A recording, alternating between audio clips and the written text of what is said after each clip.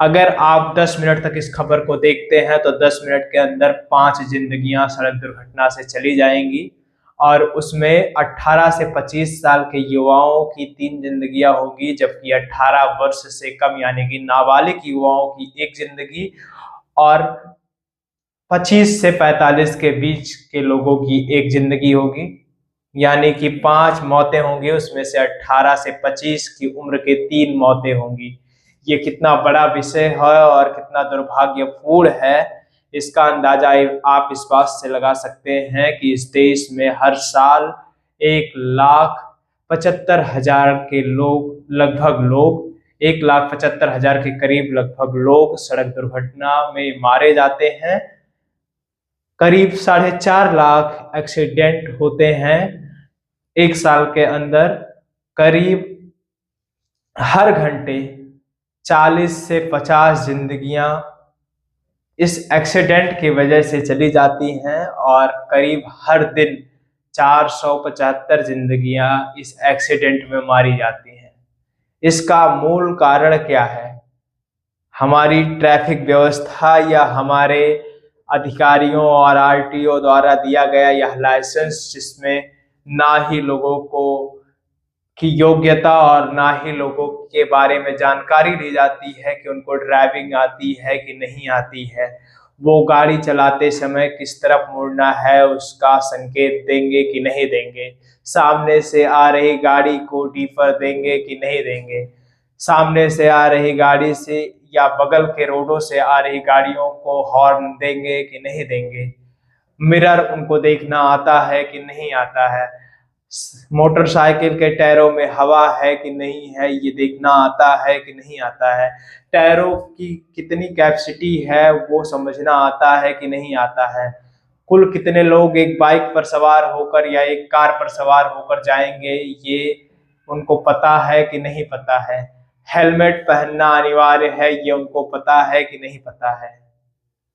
कैसे पता होगा? इस देश में रिश्वतखोरी का जो युग चल रहा है उसमें ये सब संभव नहीं है, क्योंकि हमारे देश के प्रिय अधिकारीगण जो कि ये परिवहन विभाग देखते हैं यानी कि आरटीओ में जो कार्यरत अधिकारीगण हैं वो रिश्वत से अपनी जेबें भरकर इस देश को एक्सीडेंट के तौर पर ये समन्वय देते हैं कि लोगों की मृत्यु हो, क्योंकि उनको लगता है कि देश की जनसंख्या बहुत ज्यादा है और इस जनसंख्या पर लगाम लगाने का यह भी एक अच्छा उपाय हो सकता है। हालांकि अगर यही जनसंख्या एक अच्छे दिशा में अच्छे नेतृत्व के साथ कार्य करे तो ये देश के लिए हानि नहीं बल्कि बहुत बड़ा लाभ होगा। यह देश पूरी दुनिया में अपने अस्तित्व को बरकरार रखकर इस देश और दुनिया को भारत की महत्वाकांक्षा समझा पाएगा और विश्व गुरु बन जाएगा।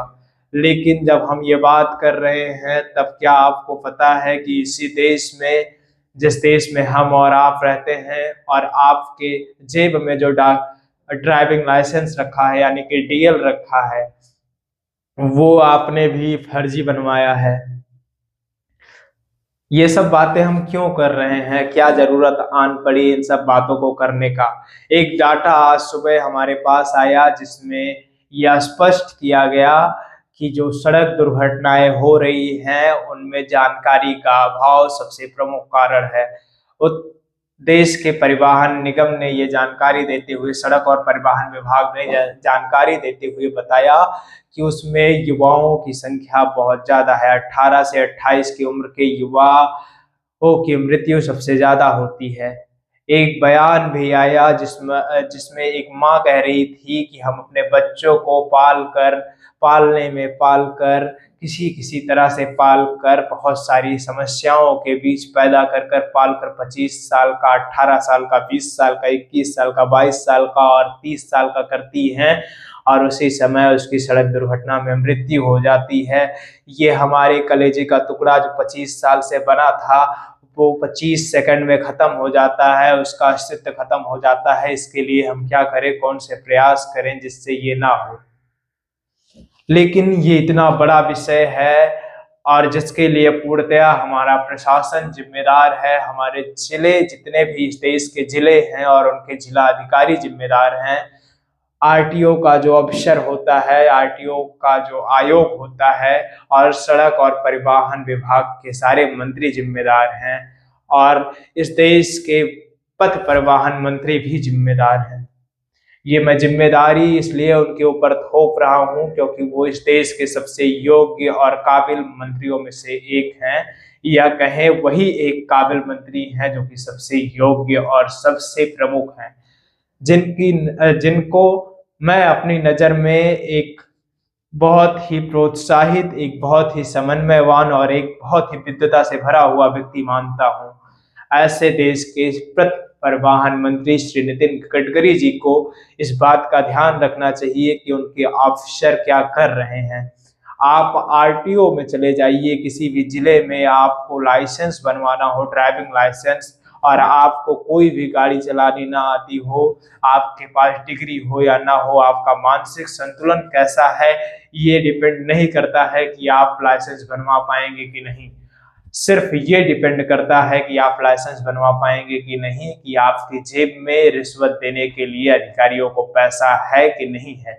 अगर आपकी जेब में 4 से 5 हजार रुपए, उस जो सरकार को फीस भरनी पड़ती है 1000-1500 रुपए, उसके बाद अगर आपके पास 4-5 हजार रुपए रिश्वत देने के लिए है तो आप लाइसेंस तुरंत बनवा पाएंगे, और 15 दिन के अंदर आप डीएल अपनी जेब में रखकर घूमेंगे और ट्रैफिक पुलिस आपका कुछ नहीं कर पाएगी।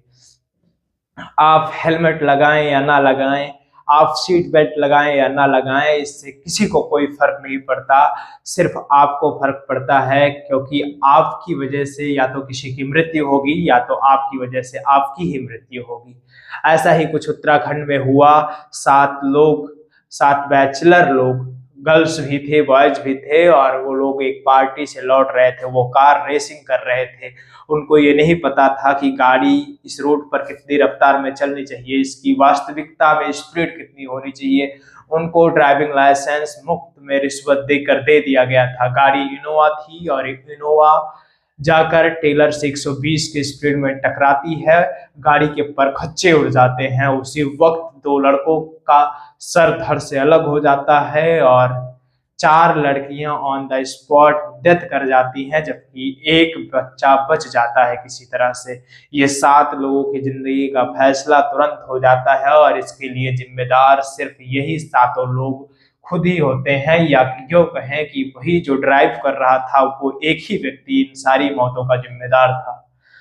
कहने का अर्थ इतना ही है कि इस समय जब आप ये वीडियो देख रहे हैं तो इस देश में जितने देर आप ये वीडियो देख रहे हैं, सड़क दुर्घटना से करीब 5 जानें चली गई होंगी, और 5 जाने के बाद आपके अगर परिवार या किसी आसपास के सदस्य या रिश्तेदार के उसमें से एक होगा तो आपको पता होगा कि ये जाने पर कितना दर्द होता है।